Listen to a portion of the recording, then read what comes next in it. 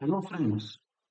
GST में कहीं पर भी गलती हो जाने पर क्या सॉरी बोलने का चांस है? अगर गलती हो जाती है तो क्या कहीं कुछ एडिट करने का चांस है या रिवाइज करने का चांस?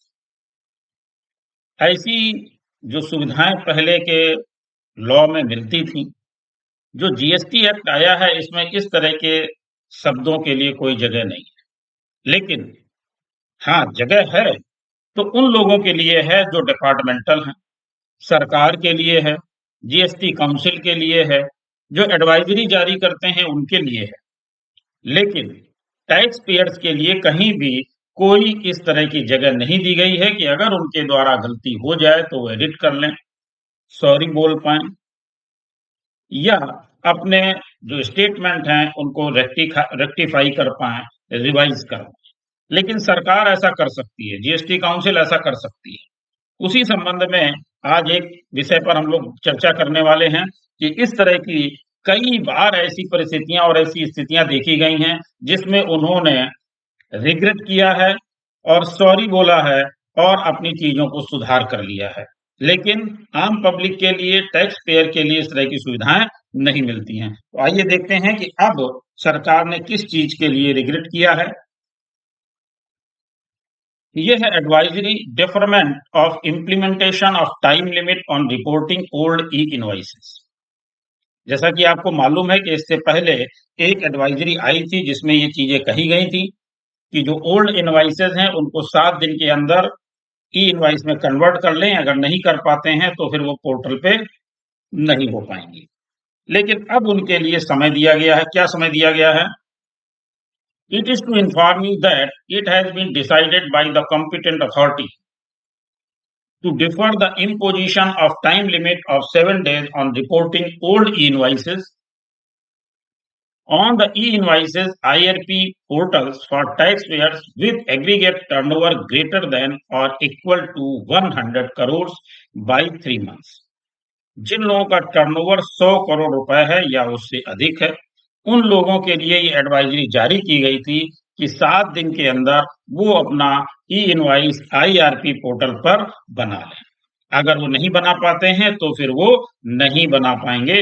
उसके लिए इन्होंने एक बार फिर से टाइम एक्सटेंशन दिया है, वो भी 3 महीने का दिया है। लेकिन आगे क्या बोलते हैं वो भी देख लीजिए। In this regard, the link to the previously issued advisory dated 30th April 2023 may be referred at.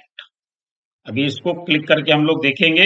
उससे पहले आगे की लाइन देख लेते हैं, उसमें क्या बोलने वाले हैं ये। The next date of implementation will be shared with you in due course of time. यानी आपके साथ फिर से इसकी जो टाइम लिमिटेशंस होंगी उसको शेयर किया जाएगा। अब इन्होंने क्या बोला था? इन्होंने ये बोला था, it is to inform you that it has been decided by the government to impose a time limit on reporting old invoices on the e-invoice IRP portals for taxpayers with auto greater than or equal to 100 crore. To ensure timely compliance, taxpayers in this category will not be allowed to report invoice older than 7 days on the date of report.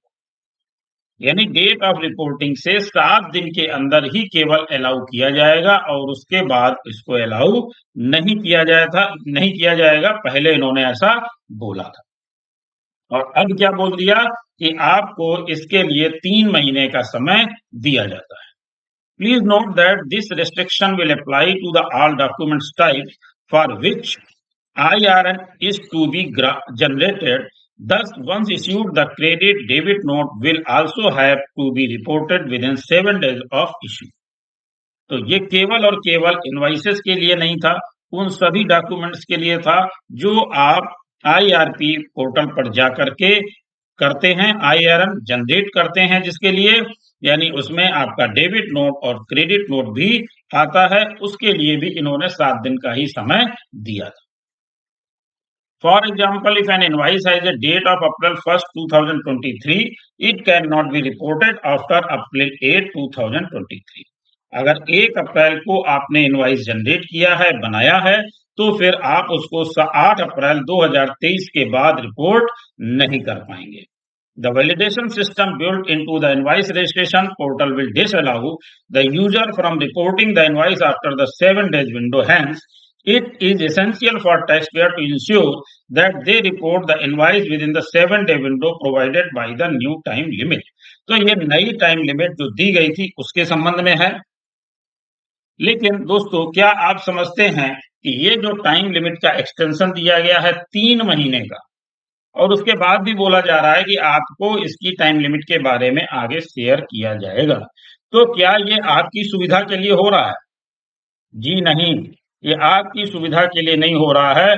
ये portal महाराज ऐसे हैं कि जब ये कोई काम समय पर नहीं कर पाते हैं, तो वो इस तरह की एक्सटेंशन देते हैं।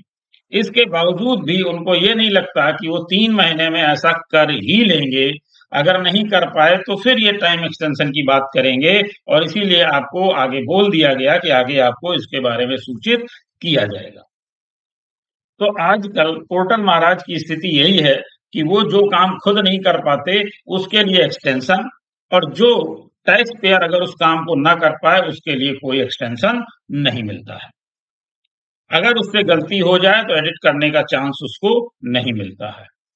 कोई भी छुट्टियां हों, चाहे वो गस्टेड हॉलीडे हों, चाहे नेशनल हॉलीडे हों, 26 अगस्त, 26 जनवरी, 15 अगस्त, इस तरह की छुट्टियां, 2 अक्टूबर, इस तरह की छुट्टियों में भी आपको कोई छुट्टी अलाउ नहीं होती है। तब पोर्टल चालू है, आप अपना ऑफिस खोलिए और काम को करते रहिए। लेकिन जब इनके पास समस्या आ जाए, इनका पोर्टल ओवरलोडेड हो जाए, ये उसको न संभाल पाए, तो फिर ये टाइम एक्सटेंशन की बात जरूर करेंगे।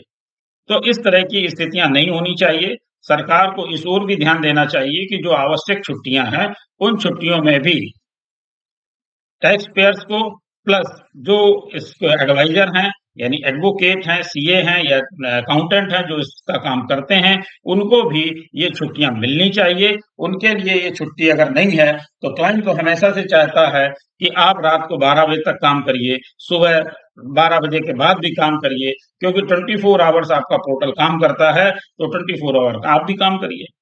कोई छुट्टी नहीं है पोर्टल में तो आप भी छुट्टी मत लीजिए। लेकिन जब पोर्टल को छुट्टी चाहिए, पोर्टल को एक्सटेंशन चाहिए, पोर्टल को टाइम एक्सटेंस करना है, तो उसके लिए वो फ्री है। तो इस तरह का नहीं होना चाहिए, सभी का ध्यान रखा जाना चाहिए। ये मेरे अपने व्यक्तिगत विचार हैं जो मैं आप लोगों के साथ शेयर कर रहा हूं। आप लोगों का इस विषय में क्या कहना है जरूर कमेंट बॉक्स में आकर के बताइएगा, जिससे इस तरह की बातें सरकार को भी पहुंचाई जा सकें। अगर आपने अभी तक हमारा चैनल सब्सक्राइब नहीं किया है तो कृपया सब्सक्राइब करें और बेल आइकन अवश्य प्रेस करें, जिससे हमारे अपलोड होने वाले वीडियो आपको जल्दी से जल्दी मिल सकें। पसंद आए तो लाइक करें और अपने फ्रेंड्स में शेयर भी करें। Thank you.